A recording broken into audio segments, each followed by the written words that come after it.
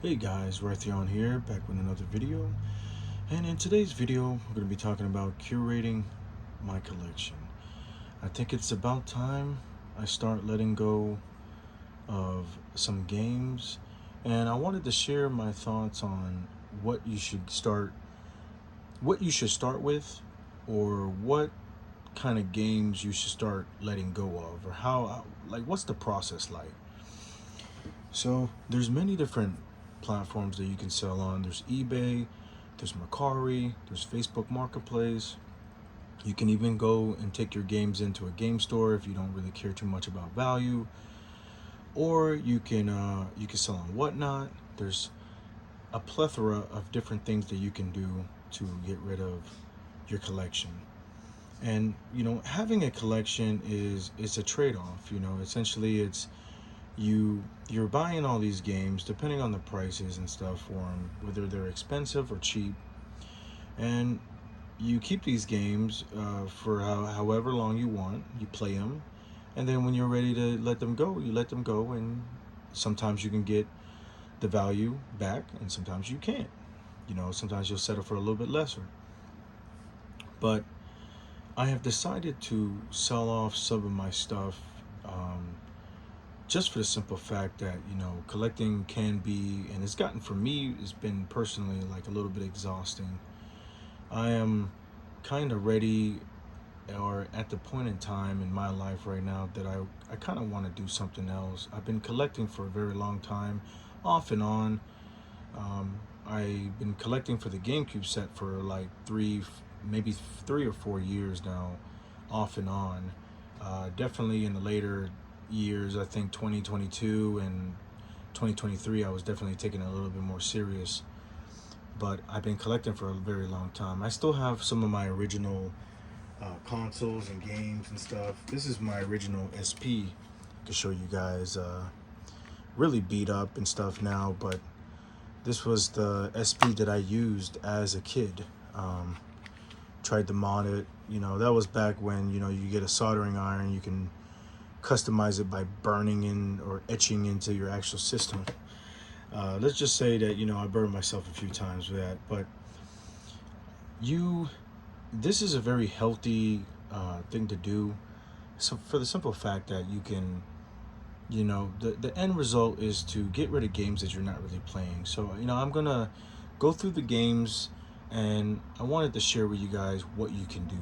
So a lot of the loose stuff, I don't really collect a lot of loose stuff. For the most part, I collect CIB or complete copies.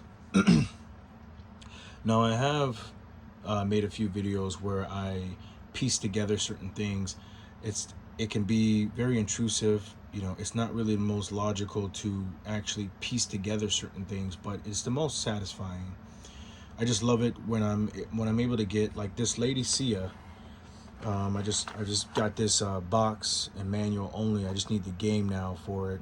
It's got a built-in box for it, so it just slips in the cartridge right here on the top. But something like this, it'll be a little bit better or easier just getting it complete. But it is very satisfying to piece together a game.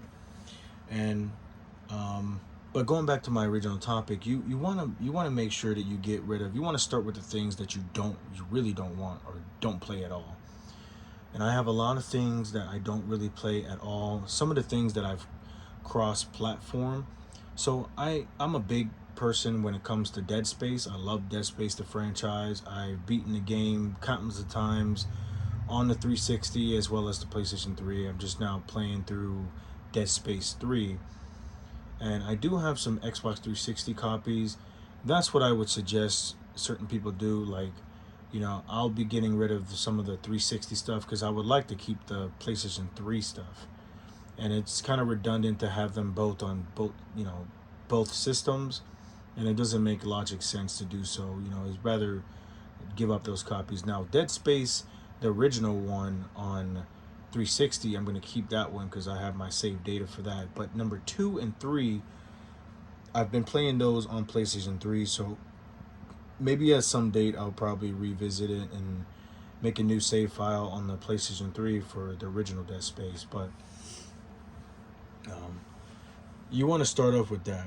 I've already taken the opportunity and got rid of majority of all my loose stuff that I had in another whatnot auction. I was just selling a lot of things for cheap, and I kind of reached the profit what I wanted to, and most of those things I didn't really care about too much about. So I was happy to see some of them go. Next things I'm gonna do, but the main primary focus what I'm gonna do is get rid of all the consoles. The consoles take up a lot of space in your game room because they're built big and bulky and stuff. I have a plethora of different, PlayStation 3s, backwards compatibles and stuff. And I would love to see those things go to a new home and, be cherished for many years from now if, depending on where I sell on eBay or whatnot. But definitely you want to start with all the loose stuff.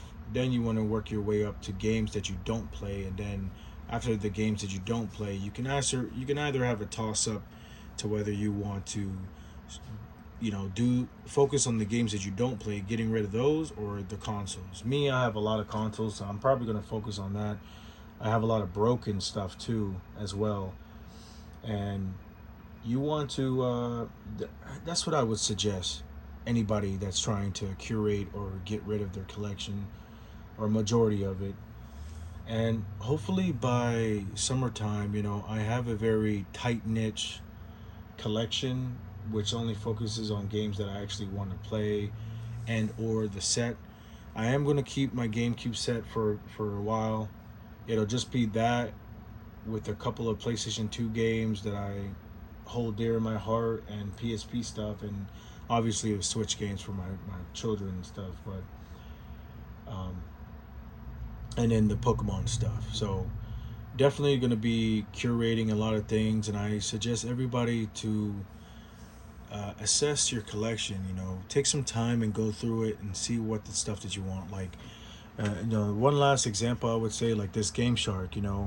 GB Operator is a system that you can plug into your PC, and you can take your Pokemon games. You can take really pretty much anything, any Game Boy Advance or Game Boy games or Game Boy Color games, and you can plug it up to your PC and you can rip the file or save file off of it. So for example, Pokemon Yellow, if you have your original copy, then you can take that original copy, plug in the GB Operator system to your PC, and rip the file or use it as a backup essentially, and then you just have your file.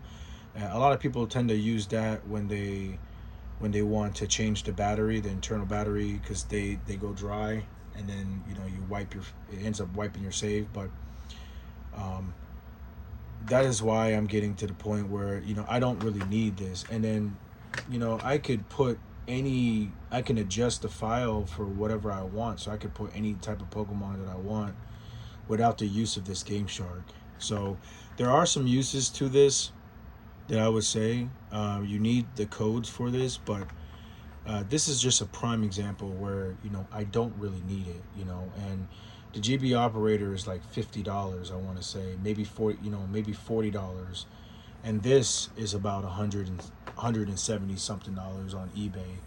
So I could just make the money. I can buy the GB Operator. It's just a prime example of figuring out your wants and needs and what makes sense for you, and for you and your collection. So if you guys have any questions or concerns, or if you guys are interested in any of the items that you've seen in my videos or anything like that, I would love to interact with you guys. I do sell on Whatnot, and I've been selling on Whatnot for quite a while, off and on.